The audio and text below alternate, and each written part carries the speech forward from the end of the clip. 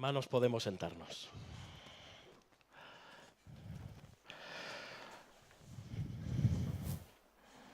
Bueno, hemos tenido algunas cosas fruto del directo, pero creo que las iremos subsanando poco a poco.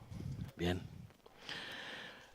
Como hemos dicho antes, una iglesia reformada como esta siempre se tiene que estar reformando, así que en esa línea vamos. No nos contentamos con lo que hacemos por sistema, sino que siempre procuramos ir más allá. ¿En base a qué regla? La de la palabra, siempre. Este es nuestro principio regulador para todas las cosas. Bien, hermanos, pues vamos a pedir la bendición del Señor. Señor, te rogamos que tu Espíritu se derrame poderosamente sobre esta congregación para recibir tu santa palabra. Te damos gracias por tu palabra y por la salvación que por medio de ella, de conocer su mensaje y su evangelio, su buena noticia, tenemos. Sacude nuestros corazones como hijos tuyos. Destroza y derruye todos los ídolos de nuestro corazón. Y también todos aquellos que hoy sabemos que están aquí sin Cristo, que te reciban, Señor. Que caigan a los pies de la cruz, llenos de arrepentimiento, fe y gozo por tu salvación. En el nombre de Jesús. Amén. Bien, hermanos, vamos a la carta a los Romanos. Capítulo 1, Romanos capítulo 1. Vamos a leer de nuevo y por última vez los versículos del 1 al 7. Aunque hoy nos centraremos en los versículos que van del 5 al 7. Dice así el apóstol: Pablo, siervo de Jesucristo, llamado a ser apóstol, apartado para el evangelio de Dios, que él había prometido antes por sus profetas en las santas escrituras, acerca de su Hijo, nuestro Señor Jesucristo, que era del linaje de David según la carne, que fue declarado Hijo de Dios con poder según el Espíritu de santidad por la resurrección de entre los muertos, y por quien recibimos la gracia y el apostolado para la obediencia a la fe en todas las naciones por amor de su nombre, entre las cuales estáis también vosotros, llamados a ser de Jesucristo. A todos los que estáis en Roma, amados de Dios, llamados a ser santos. Gracia y paz a vosotros de Dios nuestro Padre y del Señor Jesucristo. Amén. Hasta aquí la palabra del Señor. Me gustaría preguntarte, ¿cuál o qué es la mejor cosa que te ha pasado en la vida? No hace falta que respondas. Piensa. ¿Qué es aquello que te atrae más? ¿Cuál crees que ha sido el mayor privilegio que en tu vida has podido tener? ¿Qué crees que estás llamado a ser? Creo que son preguntas que es bueno que no las hagamos. Ya os advierto que no es un test de personalidad como los que ponen en las entrevistas de trabajo. Lo dejamos ahí para que cada uno medite, para que cada uno piense. Porque es importante dejar estas preguntas en el aire, porque tiene muchísimo que ver con el contenido del sermón de hoy. De lo que está diciendo el apóstol Pablo, especialmente en los versículos que consideraremos hoy del capítulo 1, los versículos del 5 al 7. Pablo va a retarte hoy.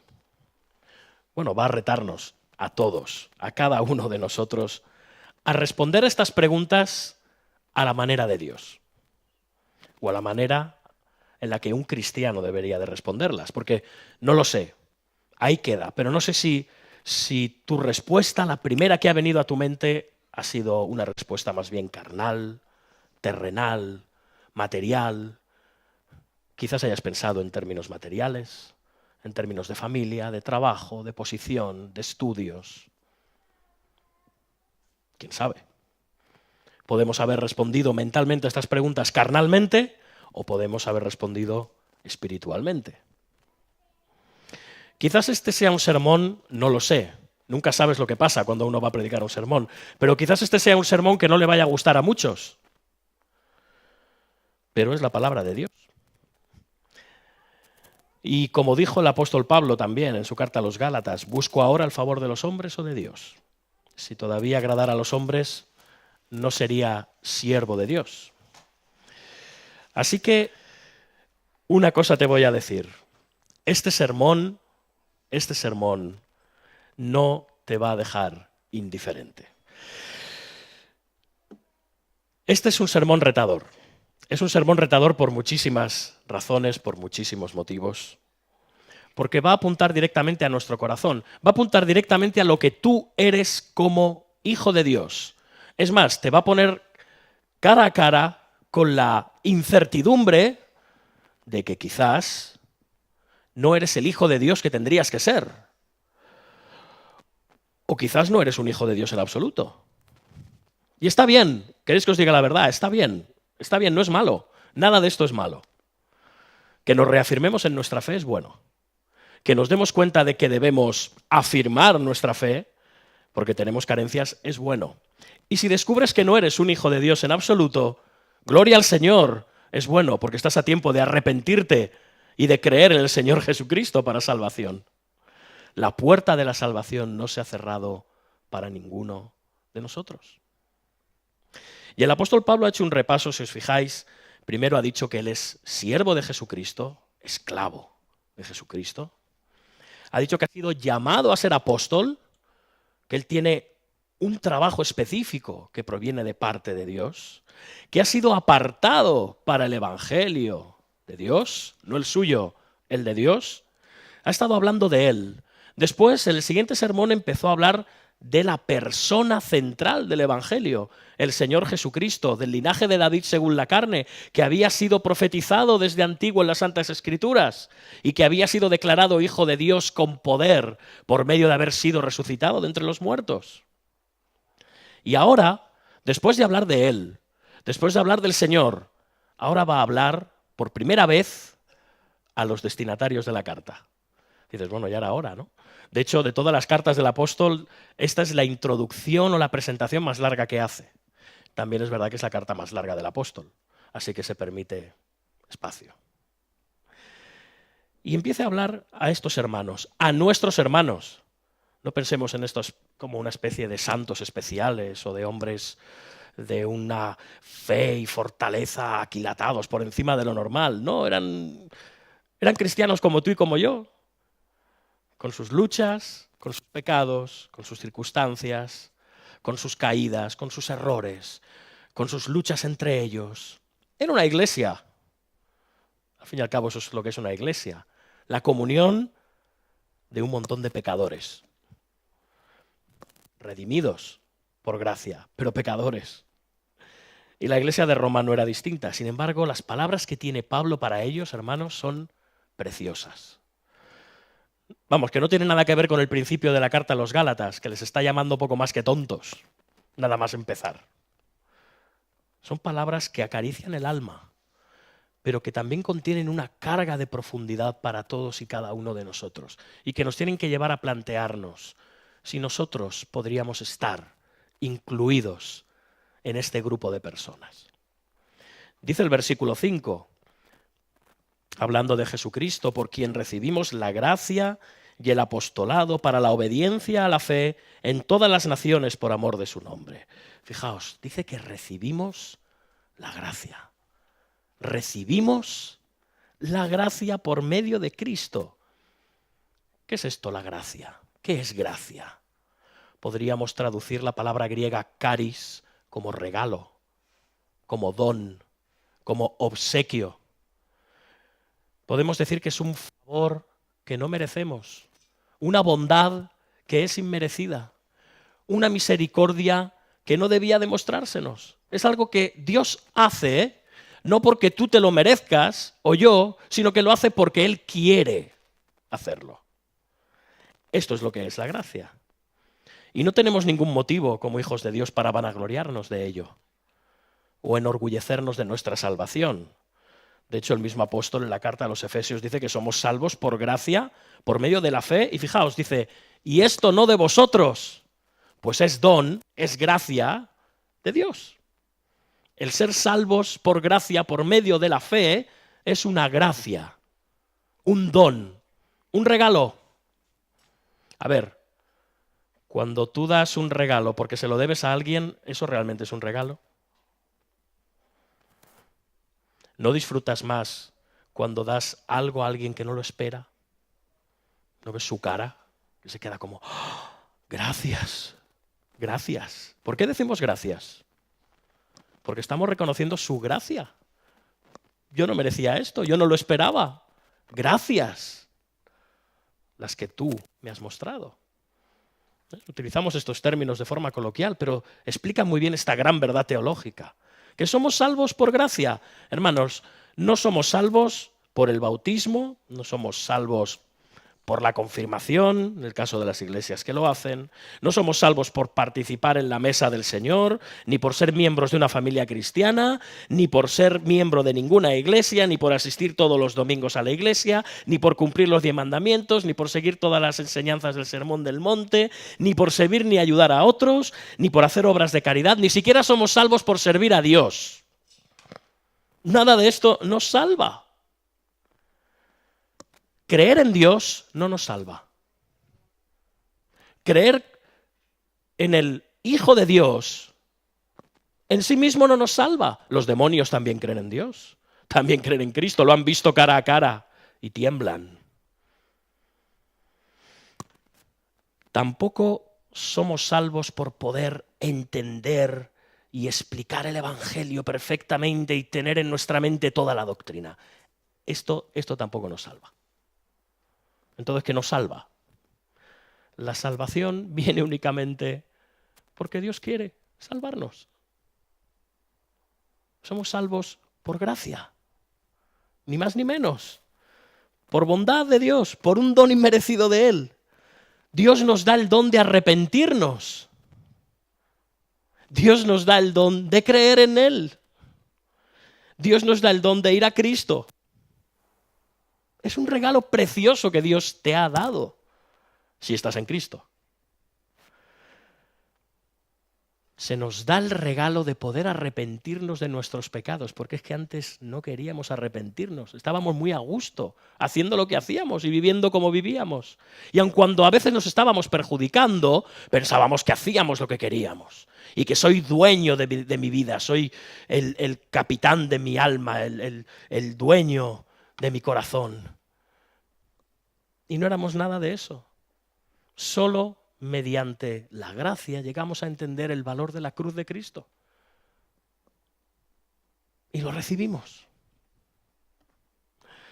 Pablo lo que está diciendo a los romanos, o sea, lo que nos está diciendo a todos nosotros, en definitiva, es que eran salvos por esa gracia. De Jesucristo recibimos la gracia. Esa gracia que no provenía de nadie más que de Dios. Y Pablo pensaba lo mismo de sí mismo. Si había alguien verdaderamente asombrado, hoy alguien diría flipado. ¿Sí? Si alguien estaba realmente flipado y alucinado de ser salvo, ese era el apóstol Pablo. De verdad, ese era Pablo. Él que sabía que había perseguido a la iglesia, que había llevado un montón de los que luego fueron sus hermanos a la cárcel. Quizás algunos hasta habrían muerto. Bueno, tenemos el caso del apedreamiento de Esteban, que él había participado abiertamente. Él sabía que merecía la condenación de parte de Dios. Pero sin embargo, ¿qué es lo que había recibido? Gracia. Dios no le pagó conforme a sus obras. Dios le mostró gracia. Él mismo dijo, yo fui blasfemo, perseguidor, injuriador, pero también dijo, la gracia del Señor fue más abundante. Y en el camino de Damasco Jesús podría haber destruido a Pablo completamente, o lo podría haber dejado ciego de por vida, ahí tirado. Pero no. Lo humilló, se mostró a él, le abrió los ojos en todos los sentidos.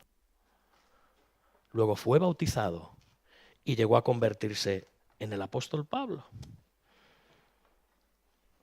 A este asesino, a este perseguidor, a este blasfemo injuriador, Dios lo salva y no solo lo salva, porque lo podría haber dejado ahí.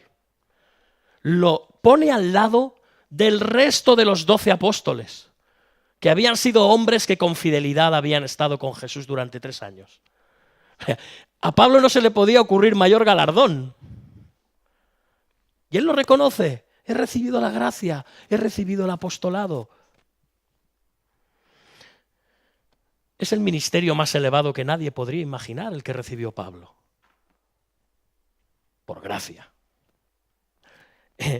Yo te pregunto esta mañana, ¿estás asombrado por la gracia de Dios en tu vida? No tenemos mucho tiempo, pero haz un recorrido mental por lo que ha sido tu vida hasta el tiempo en el que creíste. ¿Estás asombrado? Lo hemos cantado hoy. Sublime gracia, bueno, en inglés literalmente es amazing, asombrosa gracia. ¿Estamos asombrados por la asombrosa gracia del Señor que a un infeliz salvó? Fui ciego, mas ya veo hoy, perdido y Él me halló. Hermanos, lo que Dios ha hecho contigo, conmigo, con todos los creyentes, sin importar que tu conversión sea reciente o que lleves años en el Evangelio, es asombroso. Y si lo estás viendo como una baratija, si lo estás viendo como algo que te mereces, si lo estás viendo como algo que has heredado o que se te debía, arrepiéntete. Porque ha sido por gracia. Es un favor precioso e inmerecido. Hermanos, lo he dicho muchas veces, pero hablábamos antes en la escuela acerca de los 1000 años y del reinado milenario de Cristo. Mira, cuando el Señor venga, ya sabremos la verdad. Si habrá 1000 años, si los 1000 años eran simbólicos, si realmente estaremos 1000 años en la tierra, ya, el Señor vendrá y hará lo que tenía que hacer. Y se acabó toda la especulación posible. O cuando estemos en el cielo, ya sabremos, ya sabremos. Pero hermanos, en siglos y siglos y siglos y siglos, en la eternidad, jamás entenderemos la gracia de Dios en Cristo mostrada en el Evangelio. Jamás. Nunca. Esto nos tiene que llenar de asombro. Y Pablo estaba asombradísimo de esta gracia. Y más allá, vemos una progresión. Empieza hablando de la gracia, pero cuidado, esa gracia implica una serie de cosas. Dice que recibimos la gracia y el apostolado. Bueno, seguro que Pablo estaba pensando en su apostolado. Él era apóstol a las naciones, ¿verdad? Pero sabemos que aquí ya está hablando a los receptores de la carta. Lo hemos dicho antes, el versículo 1 habla de sí mismo. En los versículos del 2 al 4 está hablando de Cristo. Y ahora está hablando por primera vez a ellos, a los romanos. Así que, fijaos, está utilizando el plural. Recibimos. Yo me incluyo, pero vosotros también. Y nosotros hoy aquí, esta mañana también, recibimos la gracia y el apostolado. Pero claro, ¿qué tipo de apostolado? Porque vamos a empezar a decir que todos somos apóstoles. Ya lo vimos el otro día, que no, hay un apostolado común a todos los creyentes, un apostolado con minúsculas, porque apóstol es enviado. Y todos los creyentes somos un apóstol con minúsculas, somos un enviado, un mensajero. Todos hemos sido enviados al mundo como mensajeros del Evangelio. Todos somos, lo hemos dicho antes, testigos, somos protestantes, testigos de Cristo. Estamos llamados a dar testimonio de Cristo. Es muy interesante, en la Biblia se llama apóstol a diferentes personas que no eran ni Pablo ni ninguno de los 12. Se habla de Andrónico como apóstol, se habla de Junias como apóstol, se habla de Bernabé como apóstol, se habla de Epafrodito como apóstol, pero entendemos que no eran apóstoles, eran hermanos, colaboradores de Pablo en la obra del ministerio. Y ahí estamos nosotros también. Así que si os preguntan, ¿vosotros creéis que hay apóstoles hoy en día? ¿Qué vamos a decir? Sí, hay apóstoles, sí. Con A mayúscula no, pero con A minúscula aquí estamos todos. Somos apóstoles. Hermanos, todos tenemos una comisión, una gran comisión, que es ir y hacer discípulos de gente de todas las naciones, bautizándolos en el nombre del Padre, del Hijo y del Espíritu Santo, enseñándoles a observar todas las cosas que Jesús nos mandó. Y Él va a estar con nosotros durante toda esa obra hasta que regrese, hasta el fin del mundo. Esa es nuestra comisión. Somos portavoces de la gracia de Dios. Hermanos, cuando la gracia de Dios nos ha salvado, no nos lo podemos quedar. ¿O sí? Sí que nos la podemos quedar. Nos la podemos guardar y gracias, Señor, por tu gracia, y ahí lo dejamos. Mira, un recién convertido o un cristiano veterano ha de dar testimonio de la gracia que le salvó. Hermanos, el himno Amazing Grace, el himno Sublime Gracia, fue escrito años y años y años y años después de que John Newton fuera convertido. Y él cantó a esa asombrosa gracia. Así que, de nuevo, puedes hacer una proclamación de la gracia de Dios en Cristo con más efusividad, con mucha más energía, porque acabas de convertirte y no cabes de gozo. De verdad, si un recién convertido no cabe de gozo acerca de la gracia que le ha salvado, que eche el freno y piense si realmente ha sido llamado por Cristo a la salvación. Porque se le tiene que salir por los poros, a veces hasta metiendo la pata, a veces hasta siendo inconveniente y desagradable e inoportuno, pero no te lo puedes callar. Dios te ha librado de la condenación eterna al infierno. Te ha hecho su hijo, te ha adoptado, ha perdonado todos tus pecados presentes, pasados y futuros y los ha arrojado a lo más profundo del mar. ¿Cómo te puedes callar esto? Que esto no es poesía, que no es una cosa muy bonita que cantamos, es que es verdad. Y el recién convertido está, como se suele decir, como una moto. Y luego el creyente, que lleva más tiempo, bueno, quizá le han dado más palos, se ha llevado más desilusiones, le han llamado más veces la atención, pero igualmente evangelizará con más prudencia, tendrá más cuidado, buscará la ocasión, no será tan impulsivo, pero hablará de la gracia de Dios que le ha salvado. Es inevitable. Es inevitable. Somos apóstoles. En el momento en el que creemos, somos enviados a proclamar la salvación que Dios nos ha dado. ¿Para qué? Fijaos, ¿para qué proclamamos el Evangelio? ¿Para qué tenemos ese apostolado, ese ser enviados? Lo sigue diciendo el apóstol, para la obediencia a la fe en todas las naciones por amor de su nombre.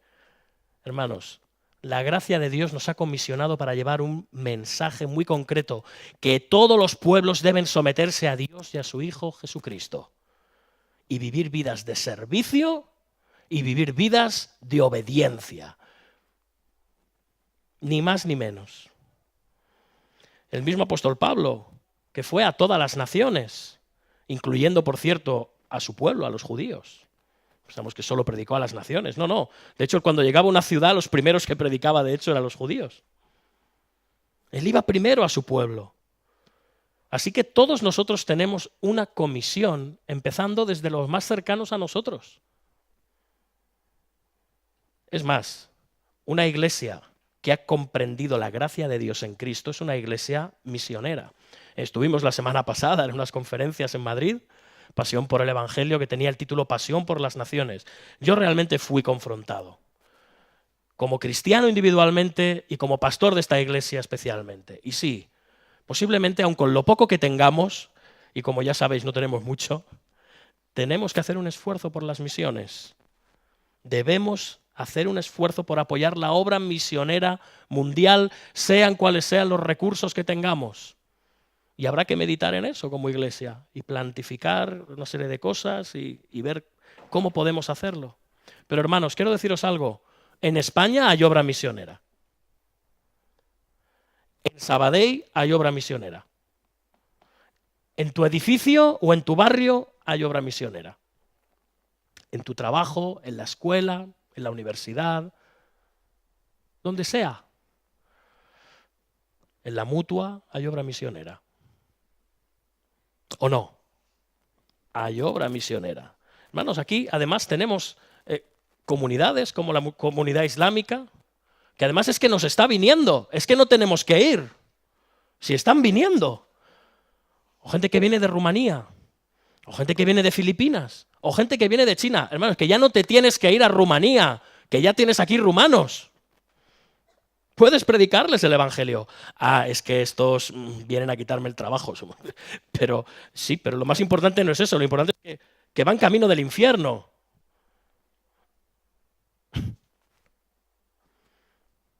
Entonces, me gustaría de todas formas hacer una reflexión. Tú puedes aprender árabe. Puedes aprender chino, rumano, lenguaje de signos. Puedes ir a las comunidades de otras naciones aquí en España. Puedes irte a la última selva perdida arriesgando tu vida para llevar el evangelio a aquellos que no han oído hablar de Cristo. Pero si eres incapaz de predicar el evangelio al vecino del quinto, tienes un problema. ¿Cuánto hay de gloria propia en tu deseo de hacer misiones? ¿Cuánto hay de pasar una aventura bonita en un país extranjero, creyéndote que eres Indiana Jones? Porque es que hay personas con un gran celo misionero, pero que no le predican al panadero de delante de su casa. ¿Eso es misión o no? Hermanos, recibimos la gracia y el apostolado para llevar el evangelio a todas las naciones. Pero si muestras gracia por gente que vive a miles de kilómetros de ti y a la que no conoces, y a los que conoces y viven a 10 metros de ti no les muestras ninguna gracia, permíteme dudar de tu gracia. No me hables de gracia si no veo gracia en ti. Así que, de nuevo, el conductor del autobús que ves cada mañana con esa cara de vinagre, cuando te lleva al trabajo, está igual de condenado al infierno de fuego que un niño de la selva en el Camerún que nunca ha oído hablar de Cristo. Igual, ¿eh? Igual. Deberíamos de meditar en ello. Y sí, hay que llevar el evangelio a todos los habitantes de la tierra, también a los de Sabadell, que también son seres humanos. A veces ves algunos que no lo parecen, pero son seres humanos. Ahora, ¿cuál debe ser el objetivo? ¿Cuál es la motivación para este apostolado, para esta obediencia en todas las naciones a Jesucristo? Pues nos lo dice el mismo apóstol, para obediencia a la fe. Y esto es muy interesante, porque obediencia a la fe. ¿A qué fe? ¿A la fe que nos ha salvado? ¿A la fe que va creciendo día a día y que va aumentando en mi corazón y yo cada día tengo más confianza en Dios y más fe? No. Aquí nos está hablando el apóstol de otro tipo de fe. En este caso nos está hablando de la fe, como la utiliza Judas en su carta, la fe que ha sido una vez dada a los santos. El Evangelio, la palabra de Dios. Obediencia a la fe. Obediencia al cristianismo. Las naciones han de obedecer a la palabra de Dios. Es una obediencia, es un requerimiento. El mismo apóstol dice que en el libro de los Hechos que Dios ahora manda a todos que se arrepientan y crean. Manda. Dios demanda obediencia a aquellos que han sido salvados o van a ser salvados por Él. Hermanos, hemos sido salvos por gracia. Seguimos hablando de la gracia. Es verdad, no hemos sido salvos por obras. Es verdad, pero sí que hemos sido salvos para obras. Las obras no nos salvan, pero si luego de eso, de la salvación, no hay obras, cuidado con la calidad de nuestra salvación. Ya no son obras para ser salvo, no. Son obras que se nos demandan. Hermanos, no existe tal cosa como un cristiano que no obedece a la palabra de Dios. Sin obediencia a la palabra de Dios, nuestro cristianismo es falso, es inservible.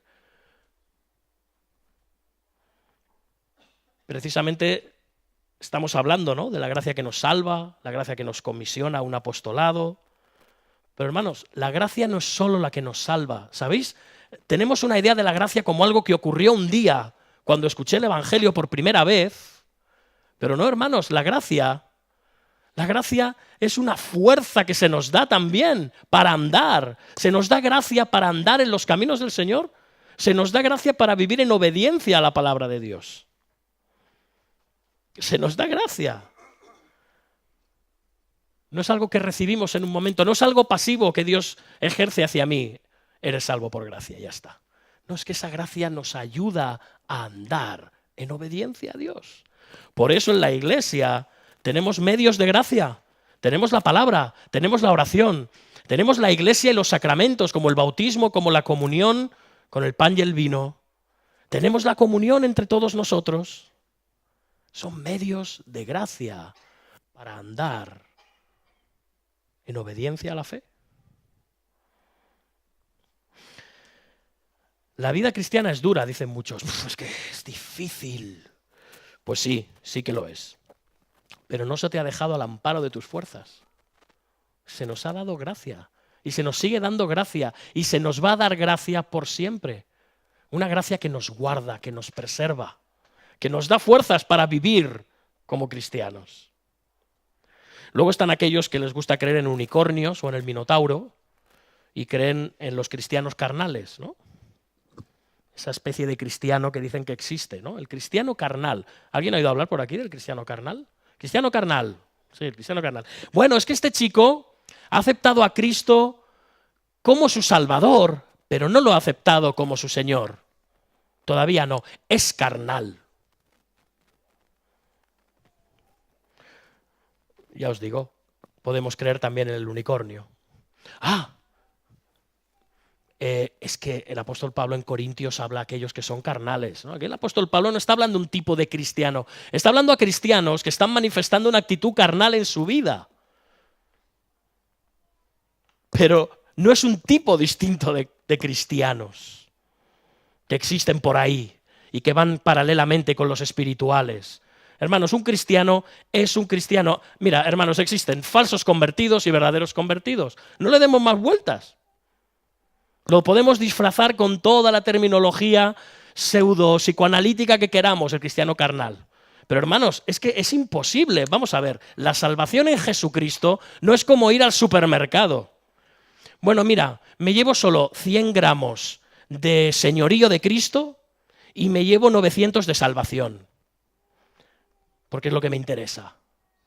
Jesucristo es Señor y Salvador. No podemos dividir al Señor conforme a nuestra propia conveniencia. No podemos trocear y decidir qué parte del Señor ahora me incorporo a mi vida y qué parte del Señor incorporaré dentro de unos años, cuando haya vivido como me ha dado la gana. Entonces ya sí, ya me asentaré, tendré mi familia y aceptaré al Señor como mi Señor. De verdad, es que esto existe. Me cuesta mantener un poco la compostura cuando hablo de estas cosas, porque es que es alucinante y te lo dice la gente muy convencida. Y gente que no para de tener en su boca la palabra Señor, el Señor, el Señor, el Señor. Pero que Señor no es un nombre propio, como Jesús. Señor es un título, que lo que te dice es que tú eres un siervo y Él es el Señor. Y te tienes que someter a su señorío. ¿Y eso qué implica? Obediencia. Obediencia a la fe. Obediencia a la fe, ni más ni menos. Si hemos profesado fe en el Evangelio, viviremos conforme a las demandas del Evangelio. No hay un término medio aquí. Están aquellos que decían, Señor, Señor, ¿recordáis en el Sermón del Monte? Señor, Señor, ¿y qué dice el Señor? ¿Señor de qué? Nunca os he conocido. Gente que tenía su propia religión a la carta. Religiosos, pero que no se sometían al señorío de Cristo. Hermanos, la puerta es estrecha. La puerta es estrecha, ¿verdad? Nos lo dice el Señor. Pero nos quedamos solo con la puerta. Pero es que el camino también es estrecho. El camino es estrecho. Y en el camino solo podemos ir de uno en uno. Y hay que estar pendiente de por dónde caminas, porque si no te sales del camino. La vida cristiana es un camino estrecho, es una vida de obediencia. Pero ¿cuál es el destino? La ciudad celestial. Sin embargo, hay muchos que se llaman cristianos, que van así, la mar de bien, por donde quieren. ¿En qué camino están? En el otro, en el ancho. ¿Pero a dónde conduce ese camino? a la destrucción. Por más que estén todo el día con el Señor en la boca. Por más que asistan a muchos cultos, estén en muchos ministerios, escriban muchos blogs y sea lo que sea que hagan. Así que, hermanos, mira, a mí no me gusta hablar de legalismo porque casi siempre se malinterpreta. Hay mucha gente que no tiene ni idea de lo que es el legalismo realmente. De hecho, se ha convertido como en una especie de adjetivo paralizante, ¿no? Cuando alguien no está de acuerdo contigo, con tus ideas políticas o lo que sea, te llama fascista, homófobo y otras cosas, ¿no? Y tú ya te quedas como, ay, ¿qué le digo? ¿Qué le digo? ¿No? ¿No, hermanos? Y entonces está el que tú empiezas a hablar de obediencia y te salta y te dice, legalista. Pero ¿de dónde sacas tú que la obediencia es legalismo? Legalismo es creer que por hacer lo que estás haciendo, Dios te va a salvar. Que Dios te va a querer más por hacer una serie de obras. Que Dios va a pensar que por hacer esto o aquello ya estás contentando el corazón de Dios y eres la mar de santo y de puro. Eso es legalismo. La obediencia no es legalismo. Estamos llamados a la obediencia. Estamos llamados a ella. Ahora, ¿qué tipo de obediencia? Porque sí que la obediencia podría llevarnos al legalismo. Eso desde luego. Y debemos de tener mucho cuidado de no pasarnos al otro extremo. ¿Cuál es la clave para no pasarnos al otro extremo?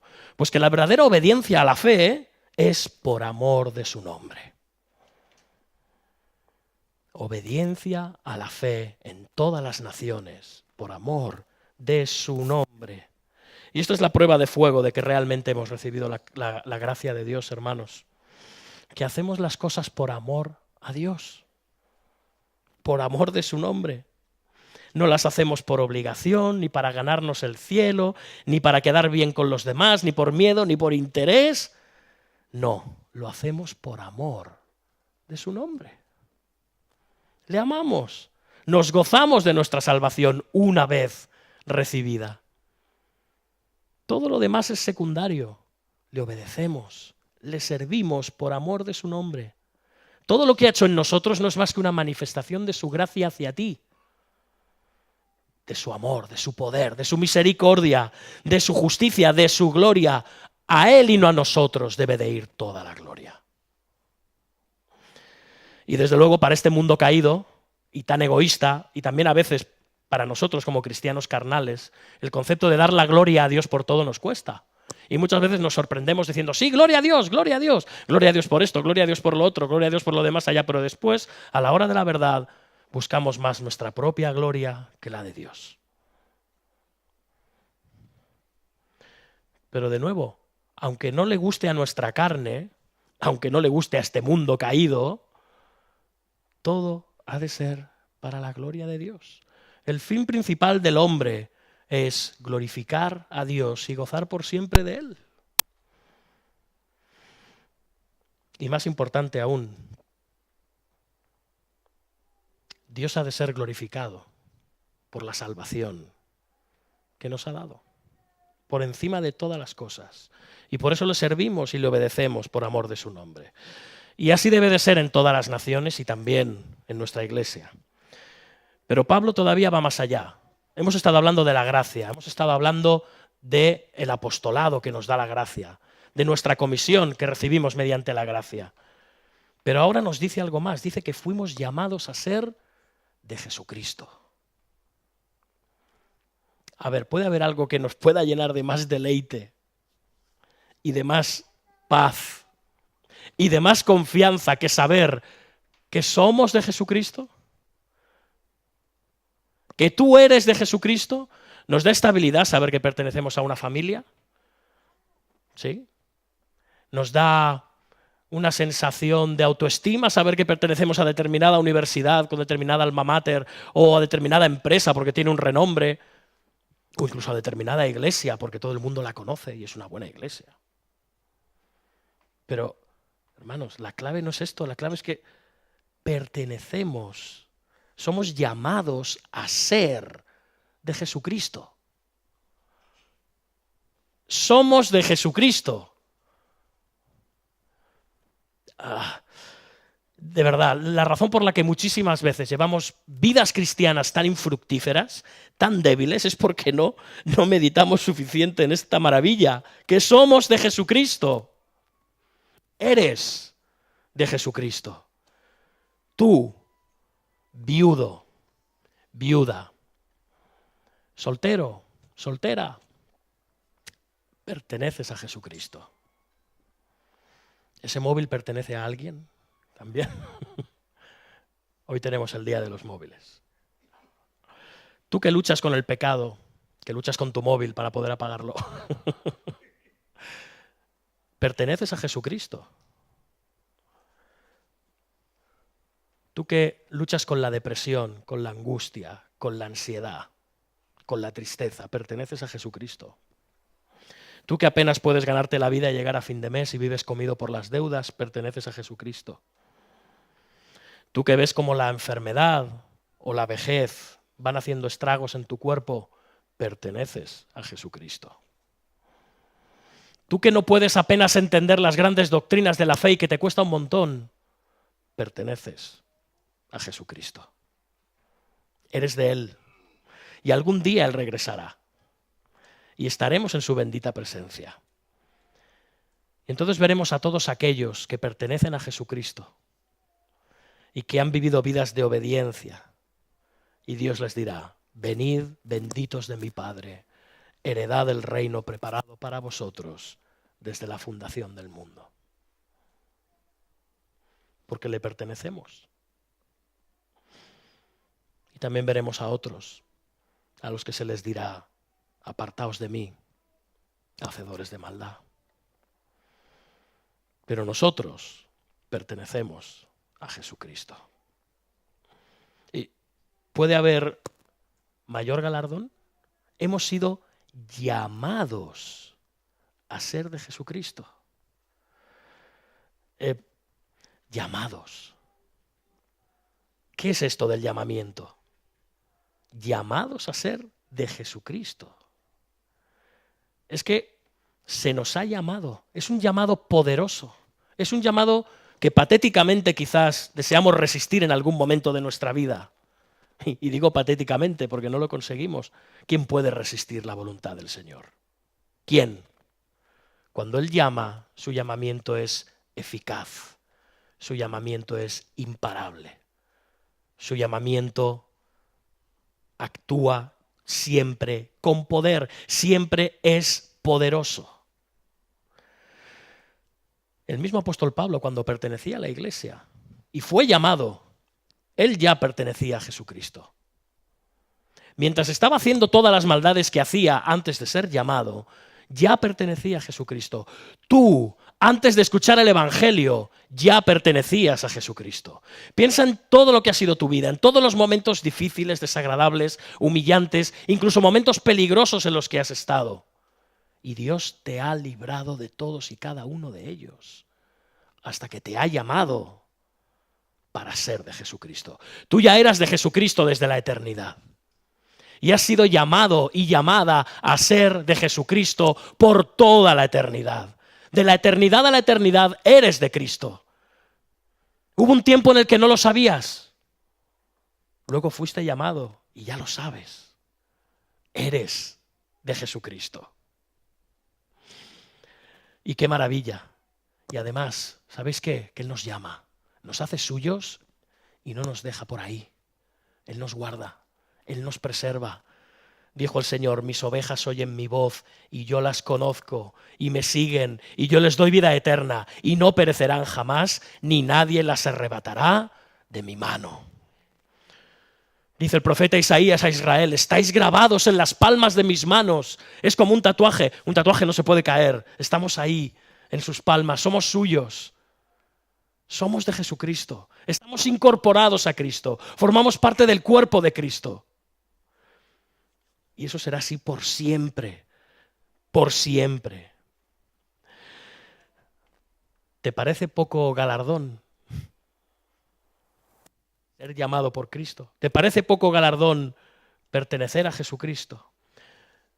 Pues aún hay más, aún hay más. dice el apóstol ya para concluir en el versículo 7, a todos los que estáis en Roma, amados de Dios, llamados a ser santos, gracia y paz a vosotros, de Dios nuestro Padre y del Señor Jesucristo. Hermanos, si pensáis que ser llamado por Jesucristo y pertenecer a Él es un gran galardón, ahora Pablo nos sorprende y nos lleva más allá. Y es que Pablo siempre nos lleva más allá. Está diciéndole a los cristianos de Roma, pero también a ti y a mí, que somos amados de Dios. Tú te has levantado hoy esta mañana, ¿no? Y te has mirado al espejo. ¿Has pensado por un momento, soy amado de Dios? Hermanos, somos amados por el más glorioso amante del universo. Dios. Amados de Dios. Pero ¿sabéis de qué manera nos ama? Porque hay muchas maneras de amar, ¿no? Yo quiero a mi mujer de una manera, quiero a mis hijas de otra, os quiero a vosotros de otra, a todos amo, pero hay diferentes maneras, ¿no? Hay diferentes maneras de amar. Hermanos, el Señor Jesucristo dijo en Juan 17:23, hablando de sus discípulos, escuchemos, le dijo al Padre, los has amado como también a mí me has amado.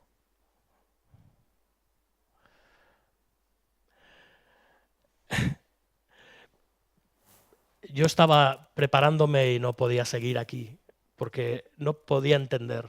Y de hecho, estaba leyendo hace unos días un comentario de Martin Lloyd-Jones, en su monumental comentario a la carta a los romanos, y en un momento el hombre parece que para y dice lo siguiente, os lo cito, el amor que el Padre tiene para con nosotros es el mismo que tiene para con su único Hijo. Y dice, bueno, si puedes entender todo esto, eres mejor hombre que yo. Y tal vez debería ser tú quien estuviera escribiendo este comentario. ¿Lo podemos entender? Que estamos aquí, nosotros, los cristianos, los parias de la tierra. Dios nos ama igual que ama a Cristo.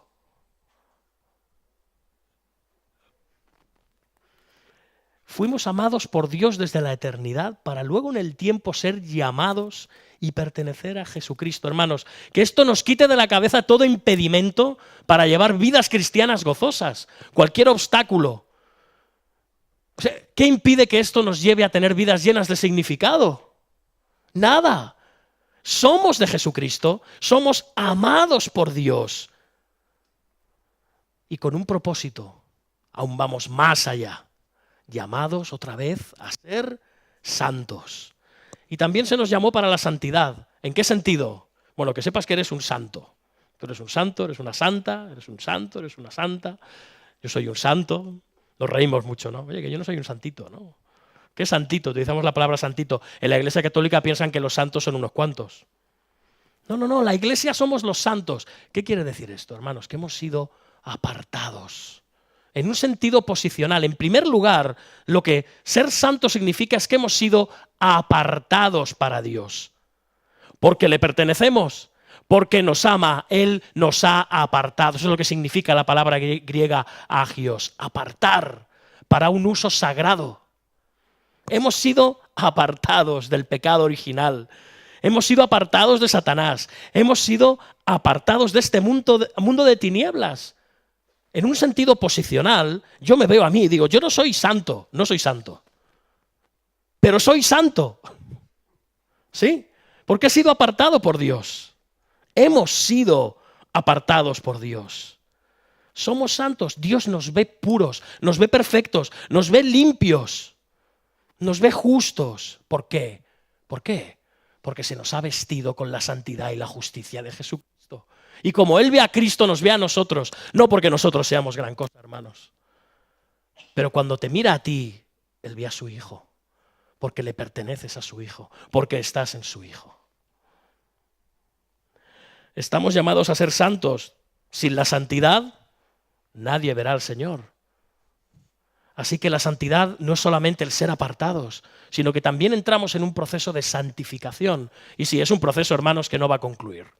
Aquí en la tierra no va a concluir. Es verdad que hoy serás menos santo, si eres un hijo de Dios, que dentro de 10 años, si estás aquí en la tierra y en el tiempo. Pero no serás todo lo santo que deberías de ser y que algún día serás en la gloria. Cuando toda la salvación de Dios sea consumada a plenitud. Hermanos, de nuevo, es un proceso lento, es un proceso doloroso. Y aquí en la tierra no lo vas a concluir. ¿Te frustra tu falta de santidad? Acude a Cristo y pídele más gracia, porque no vas a concluir tu proceso de santidad aquí en la tierra. No lo vas a concluir, pero estás llamado a vivir vidas de santidad y a crecer en santidad. Y al final Pablo se despide diciendo: gracia y paz a vosotros de Dios nuestro Padre y del Señor Jesucristo. Y ahora va a empezar la carta de verdad. Pero parece que se esté despidiendo, ¿no? Pablo termina utilizando estas palabras, gracia y paz. Y os digo una cosa, en el Nuevo Testamento esto siempre va en este orden. Nunca es paz y gracia. Siempre es gracia y paz. Siempre es este orden. ¿Por qué? Porque primero recibimos la gracia. Y mediante esta gracia tenemos paz para con nuestro Dios por medio de Jesucristo. Este es el orden, no al revés. Al fin y al cabo, hermanos, es el motivo de la salvación, al final, no es sentirnos mejor, no es ser más buenos. No es una especie de mantra que tenemos para sentirnos mejor por las noches. No. El propósito de la salvación es tener paz con Dios. Reconciliarnos otra vez con Dios, de quien éramos enemigos. Ese es el propósito de la salvación. Por su gracia nos amó, nos conoció, nos predestinó en la eternidad para algún día llamarnos por medio del Evangelio y hacer por medio del arrepentimiento y la fe una nueva criatura de nosotros. Por medio de creer en la muerte expiatoria de Cristo en la cruz y así darnos paz perfecta con Dios. ¿Tienes paz? ¿Sientes esa paz? Alguien dirá, sí. Yo de verdad, hermanos, no siempre tengo esa paz. No la experimento. En muchísimas ocasiones, a lo largo del día, a lo largo de la semana. Sí, sé que la paz cristiana es algo distinto a la paz de las religiones orientales, que estás así como alucinado. No, eso no es paz, eso es tontería, ¿no? Pero la paz a veces nos es robada por tantas cosas. Pero ¿sabéis qué? Lo que tú sientas es igual. Da igual lo que tú sientas. Es un hecho objetivo que Cristo, por gracia, en la cruz del Calvario, ganó esa paz para ti. Ya la tienes. No es que nosotros la ganáramos. No por sentirnos mejor vamos a tener más paz. Esa paz ya es real. Ya fue adquirida para nosotros. Dios es quien hizo la paz, no nosotros la hicimos con Él, la hizo Él con nosotros y descansa en Él. Por eso dice el apóstol que tenemos paz de parte de nuestro Padre y del Señor Jesucristo, no es de parte nuestra. La paz que tenemos con Dios descansa en Él. Me contaba un hermano en Estados Unidos, la última visita, y me hablaba de su mujer. Su mujer lleva 10 años con depresión, una depresión muy fuerte. Y tiene momentos de subida, momentos de bajada. Él es pastor en una iglesia y su mujer, tienen 4 hijos. Y su mujer está devastada. Es una mujer que, según me explicaba, a veces está insensible. No parece ella, parece otra mujer totalmente distinta con la que él se casó. Y a veces de repente tiene momentos de lucidez y durante un día o 2 parece que está bien y luego otra vez se vuelve a sumir en esa depresión y él sufre mucho por eso. Y entonces, él es pastor y un día a él le atormentaba mucho, le atormenta la espiritualidad de su mujer. Porque la ve a veces como si fuera, me decía, parece como una estatua. Y yo a veces salgo de casa y tengo miedo de que pase cualquier cosa. Y llevo años y durante mucho tiempo no me atreví a preguntarle, ¿oras? ¿Lees la Biblia? No quería que deprimirla más. Pero un día yo no pude resistirlo y Y llegué a casa y vi que estaba la Biblia sobre la mesa del comedor. Y entonces se quedó mirando la Biblia y le dijo, tengo que preguntarte una cosa que no te he preguntado en todos estos años. Cuando yo me voy de casa, cuando los niños están más o menos quietos en el colegio, ¿oras? ¿Lees la Biblia? Y ella le contestó, claro, me ofende que me hagas esa pregunta. Y él le preguntó, ¿pero sientes algo? Y ella dice, no, no siento nada. ¿Y por qué lo haces? Y ella le respondió, porque sé que algún día lo sentiré. Hermanos, nuestras circunstancias son lo de menos, nuestro estado de ánimo es lo de menos. Algún día, en la gloria, sentiremos plenamente esa gracia, esa paz, ese llamamiento, ese amor, ese pertenecer a Cristo. Porque están asegurados en Él, no en nosotros. Así que obedezcamos a la fe, seamos perseverantes, recordemos que somos suyos por siempre. Él nos ha amado en la eternidad, nos ha llamado y seremos suyos por siempre. No descanses en ti, descansa en Él. Y si hoy estás aquí sin Cristo, esa paz puede ser tuya también. Arrepiéntete de tu pecado y ves al Señor Jesucristo. Hermanos, amigos, qué asombrosa gracia, qué maravilloso llamamiento y qué glorioso galardón tenemos en Cristo. Amén, vamos a orar. Señor Dios nuestro, ante ti nos inclinamos para darte gracias, Padre, por tu misericordia, por tu amor, por tu gracia, por tu llamamiento y por el galardón que nos has dado. Un galardón inmerecido, pero que reposa en ti y algún día lo recibiremos plenamente en la gloria, Señor. Esas coronas y esos tronos están allí aguardándonos. Que podamos ser capaces de vivir conforme a esta verdad, a esta realidad espiritual, aunque ahora a veces no la contemplemos. Te damos gracias, Padre, en el nombre de Jesús. Amén.